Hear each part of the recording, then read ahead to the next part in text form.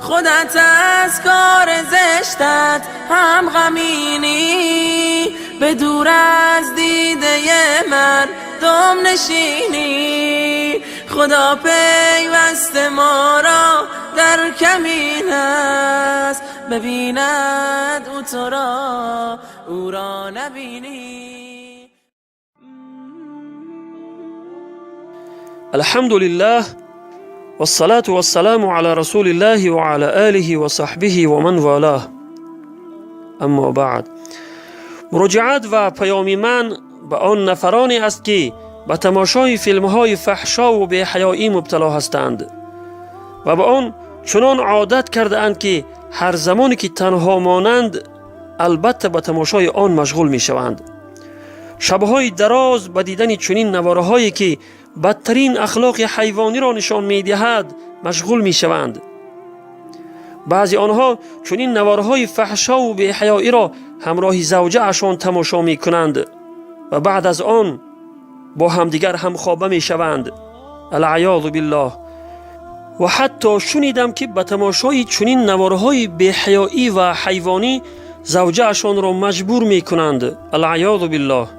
از همه بدترش آن که بعض دختران درون خانه هم به تماشای رسم و نوارهای فحشا و بی‌حیایی عادت کرده اند که این خیلی پیامدهای بدی دارد.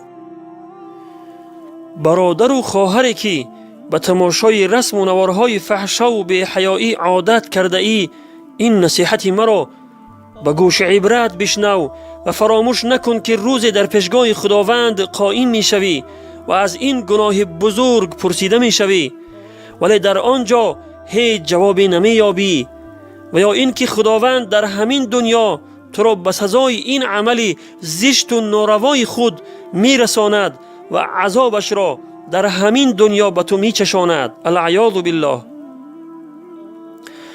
من برای شما چند وصیت دارم که رساندن آن را برای شما فریضه دینی خود می شمارم. وصیت اول این است که این چشمی که خداوند به شما داده است که با آن عالم را می بینید، فراموش نکنید که این بزرگترین نعمت خداوند به بنده اش است، نعمت بردوام در هر ثانیه. بار یک چشمت را پوشان و با یک چشم به عالم نظر کن، بعداً حس میکنی که با یک چشم نگریستن چقدر مشکل است، چه جایی که از هر دو چشمت محروم شده باشی و اصلاً دیدن نتوانی. پس این نعمت بی‌بهای پروردگارت را قدردانی بکن و شکر آن را بجا آر.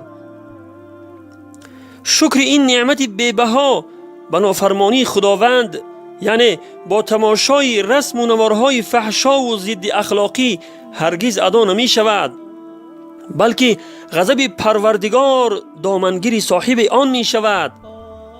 خداوند متعال در آیه 7 سوره ابراهیم می فرماید: استعیذ بالله لئن شکرتم لازیدنکم ولئن کفرتم ان عذابی لشدید.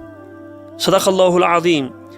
یعنی اگر در نعمتهای من شکرگزاری کنید، یقینا نعمت خود را به شما افزون می دهم، و اگر ناشکری و ناسپاسی کنید، بیگمان عذاب من خیلی سخت است.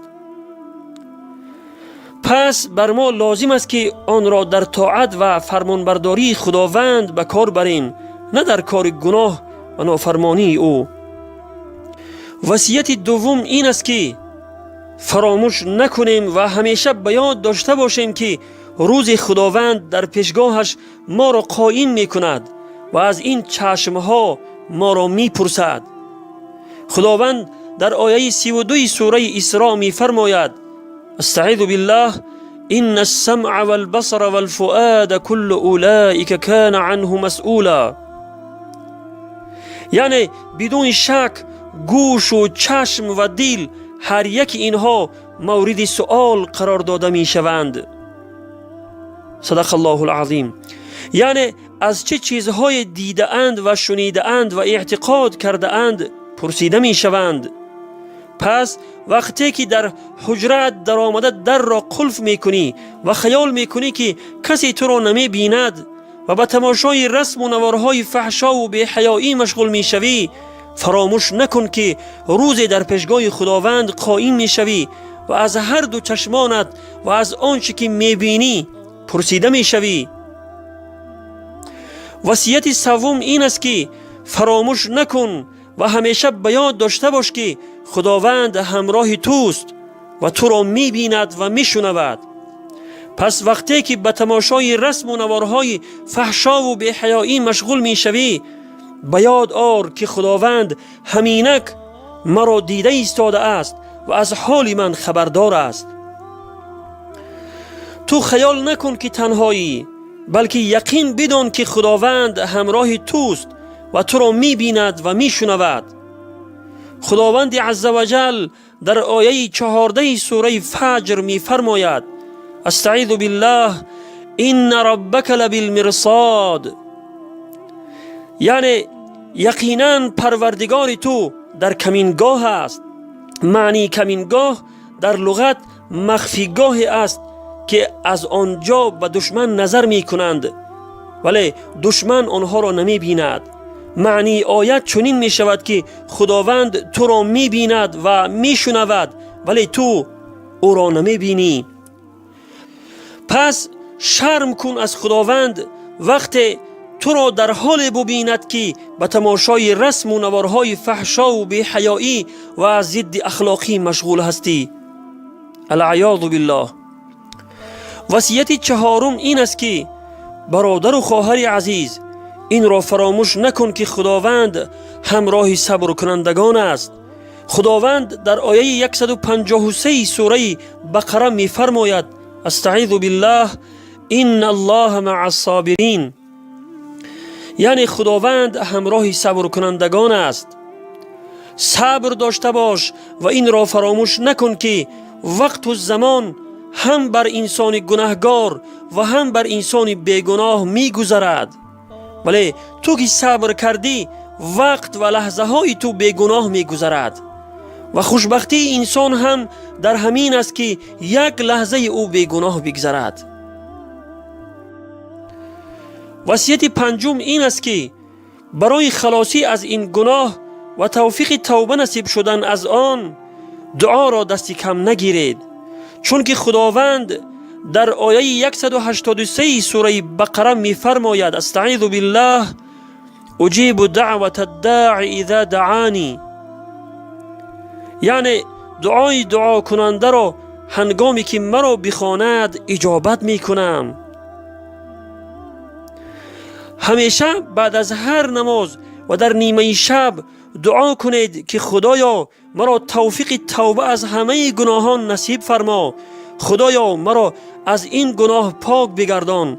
خدایا عظمت گناه آن را در قلبم جای بده. خدایا به ترک همه گناهان توفیقم بده، ورنه عاقبت خود را تباه و برباد می کنید. انسانی که عاقبت‌های خطرناک تماشای رسم و نوارهای فحشا و بی‌حیایی و ضد اخلاقی را اگر خوب درک کند و عظمت گناه آن در قلبش جای گیرد، البته به این دستورات عمل می نماید و کوشش می کند که از این گرداب گناه نجات یابد و حال خود را تغییر دهد و به صلاح بیارد.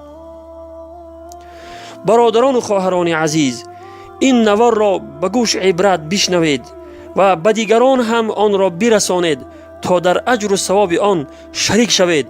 خداوند همه ما را از تمام گناهان پنهانی و آشکارا توفیق توبه نصیب فرماید و همه ما را کامیاب و رستگار بگرداند. و آن برادران و خواهرانی که این نوار را به دیگران می رسانند و پهن می کنند، خداوند منان در دنیا و آخرت آنها را کامیاب و رستگار و سربلند و سرفراز بگرداند. آمین یا رب العالمین. والسلام علی من اتبع الهدى.